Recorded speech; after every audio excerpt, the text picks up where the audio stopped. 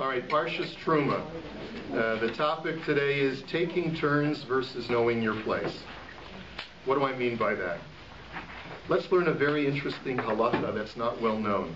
The Torah says, "V'hakemosa es hamishkan." You shall erect the Mishkan, which is, of course, Parshas Terumah. We're going to read about the building of the Mishkan. Kemishpato asher har'esa bahar. According to its very specific instructions that were demonstrated to you at Mount Sinai. Now, there's a lot to be said about this. One of the things that Rashi brings from this pasuk is that Moshe Rabbeinu himself was commanded to put the Mishkan together for the first time. But we're going to go in a different direction today. There's a Mishnah in Masechet Shabbat that talks about the prohibition of writing on Shabbos. One of the 39 melachos of Shabbos is kosef, is writing. We also know that each one of the 39 forbidden melachos of Shabbos finds its source in the construction of the Mishkan. Meaning that one of these activities was done in the act of building the Mishkan.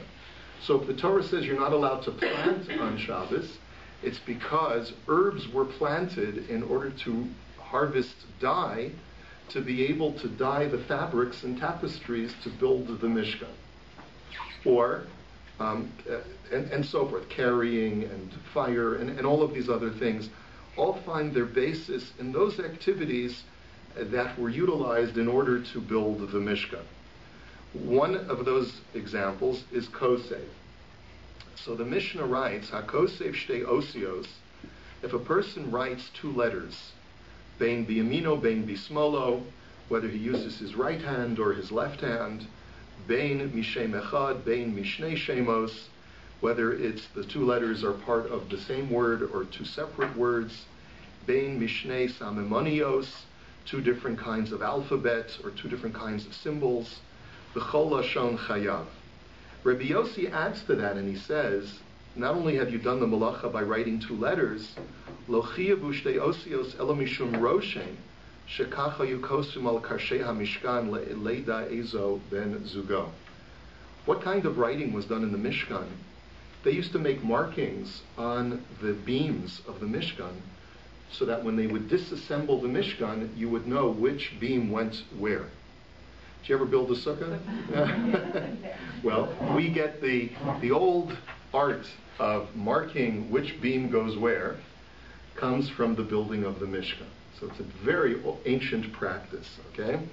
And Rabbi Yossi, therefore, all he's coming to add is that you don't even actually have to write a full letter, just as long as it's a marking that allows you to be able to connect two things together, then you're in violation of writing letters on Shabbos, okay? Now, the Gemara in the Yerushalmi, the Jerusalem Talmud, elaborates on this point. Amar Rebbe Imi v'hakemosa es hamishkan kemishpato. The Torah says you shall erect the Mishkan according to its law. So the Gemara asks a very simple question. This is in source number 4. V'chi yesh mishpat la'itzim. Since when does sticking up a wooden beam have specific rules? In other words, the question is like, how many rules do you really need to know in order to put up a beam and stick it into a socket? It seems pretty straightforward. So, Ella ezehu keresh zacha lihinasein batsafon yinasein batsafon badarom yinasein badarom. But rather, the Talmud derives from this that there was a very careful specification that if a beam had been specified for the north side of the Mishkan, it had to permanently remain on the north side. You couldn't disassemble the Mishkan after it had been put together and take a beam that had previously been in the north and now put it on the south side. You had to make sure that each beam occupied its original place. So if it's a corner beam, it's got to be in that corner. If it's a non-corner beam, it's got to be exactly in that position, third from the rear, right? Everything has to be, and that's why you had to make those markings, to make sure that each beam would occupy its permanent place. Now the Gemara tells us a very interesting story. And it tells us, Elaine de Rebbe Hoshia udevar Pazi havin sha'alin b'shalmei denasi b'chol yom. There were two families in the times of the Talmud. One was the family of Rabbi Hoshea, and the other one was the family of Bar Pazi. Every day they would walk into the governor, who's known as the Bey Nasiya, the Nasi, president or the governor of Israel, and they would say good morning or good afternoon to you, and the king would, or the governor would give them an audience. V'havun ilain de Rabbi Hoshea alin kadmoi v'nafkin kadmoi. Rabbi Hoshea's delegation always had the privilege of going in first. And the reason why is because Rabbi Hoshea's family had some familial connection to the Nasi, to the governor, and therefore they were entitled to go in first because they were better connected. But then what happened? Aslan ilain de Bar Pazi v'is chasanus b'nesiusa. Someone from the Bar Pazi family made a shidduch with someone from the governor's family. And so now they became the big Kanackers. They became the chashuva people.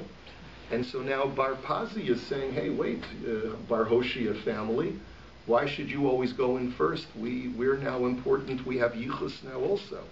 So Atun Bayon Meol Kadmoi. And they came and they wanted to come in first this time. And they said, listen, we'll take turns.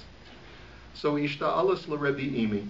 So they went and asked the Shail of Rebbe Ami, or Rebbe Imi, whatever his name is it permitted for the Ben Pazi family to switch now the system and for them to go in first instead of the Rebbe Hoshea family?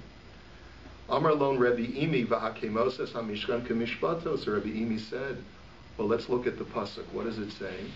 You have to erect the beams of the Mishkan according to a fixed rule. V'chiyesh mishpat la'etzim. There's no rule. There's no specific rule for wood. Ela ezehu keres zacha lihinasein batzafon yinasein batzafon badaram yinasein badaram. But he said, you know what? Once you've already started with a certain pattern of behavior, and the northern beam always stays in the north, and the southern beam always stays in the south, even though the northern side is the more important side of the Mishkan, and the southern side is the less important side, the southern beam has no right to say, I want to go to the north. And so therefore, in kind, said Rebbe Imi, I'm not giving you permission to change the system. Even though you, the Ben Pazi guys, now you've gotten this newly acquired yichus, this newly acquired importance, sorry. You have to maintain the status quo, and Rabbi Hoshea's delegation always goes in first, and the Ben Pazi family follows in suit. That's the end of the story. Okay? Now let's take a look at an interesting commentary from the Chassam Sofer. This is not printed in the standard Chassam Sofer al Torah. It's in Mahadura Tlisoy, which is a collection of addenda. And if you take a look, because of time constraints, let's just skip a little bit. He says, if you skip to where he says Venira Li, it's a abbreviated Vav Nun apostrophe Lamed. He says, it seems like this idea that you're supposed to always maintain the status quo seems to run counter to another imperative that we find in the temple. He says, Venira li delichora adarabba matzino behefech shepiyasu al ha'avodot. When the Kohanim came to work in the temple, did the same Kohen always have the same job? Just the opposite. They drew lots on a daily basis to determine which Kohen would do which job. Which Kohen would be in charge of the scooping up of the ash, which Kohen would be in charge of the slaughter, which Kohen would be in charge of the receiving the blood of the sacrifice, which Kohen would be in charge of transporting the animal parts up to the ramp of the altar.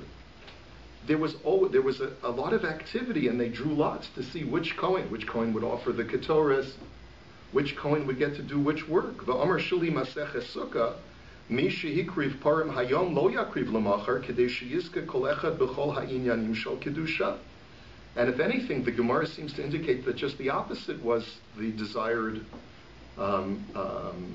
way of operation, which is that if a person had the privilege of offering one of the bulls on day one, then we excluded him from the lottery on day two, because we wanted to give everyone a chance to have a different job, so that we could have every Kohen would have the privilege of doing a different job. Ve'im kein ba'kroshim nami, nema im amad b'masa zu b'darom, yu'amad achar kach b'tzafon. So then why is this just the opposite when it comes to the construction of the Mishkan with the placement of the beams?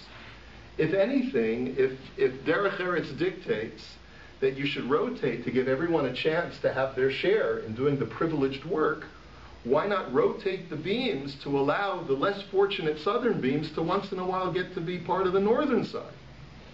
And let all the beams take turns. So the Chassam Sofer comes up with a solution. He says, "Ela she'emes yesh hefresh bein kedusha shel mata ba'olam hatimura yizke kol echad b'chol haminim." He says it depends. He says when you're dealing with the lower world, with the human world, he says then it's appropriate to take turns, so that there's a variety and everyone gets a chance to get their shot at it. Ba'olam hatimura aval lamayla ein malach echad oste shtei shlichot. But in the upper realm, we know that there's a rule that one angel does not do two jobs. Each angel has a very specific job. She'en kan shinui u'timura v'lihiyot kol ma'aseh ha'mishkan asuya l'mayla. There is no changing, there is no taking turns, there is no rotational division of work among the angels in heaven. And therefore the Mishkan, which is supposed to be representative of the upper realm, of the heavenly realm, and therefore, there's no such thing as rotation, give everyone a turn. Now, what you see from the Chassam Sofer, if I may just build on his words and extrapolate what I believe that he's saying is that human beings, by virtue of the fact that we're flawed and we're given to jealousy and rivalry, we always look at the other person and we say, look at what they're doing, it's not fair, I have a smaller piece. And we've learned that from the time that we're children. If my brother got a bigger piece of pie than I did, I went nuts, right? Everyone wants to have an equal share, right? Everyone wants to have the same rights as the other person. Equal rights. Everyone has to have the same piece, the same size, the same opportunities. And there's a virtue to that we should all take turns and everyone should have the opportunity to be the Kohen for the day. But in the heavenly realm, where there's a greater recognition that Kol Po'al Hashem Lema'anehu, that everything that God has created is exactly where it's supposed to be, then there's no need for taking turns. The angel who was created to be in charge of that little blade of grass on my lawn is not complaining about the fact that there's another angel who's in charge of an entire country. Because that angel realizes that its function in life is to be in charge of that blade of grass, and it is satisfied with the fact that it is fulfilling its purpose. Right? And that's the difference between the upper realm and the lower realm. The only question that you might ask about the Chassam Sofer is, what about the story in the Talmud? The story in the Talmud is about human beings. And in the case of the story where they had these two delegations, the Hoshea delegation and the Barpazi delegation, there was this strife.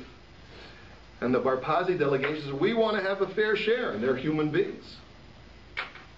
And I think that the answer is that Rabbi Imi exercised correct jurisprudence in recognizing that by allowing them to take turns, he was going to be creating more strife instead of less strife. He said, let's just keep the status quo, and that way everyone will be happy. It ultimately boils down to what is going to create the least amount of strife. Because we're corporeal and flawed and we're given to jealousy and rivalry and feelings of entitlement, that's why taking turns among the Kohanim is important. But if we really want to be holy and heavenly, we have to accept the fact that each one of us is exactly where we're supposed to be in life.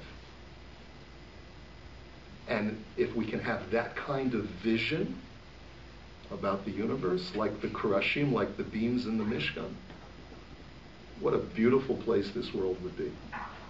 Have a great day, everyone.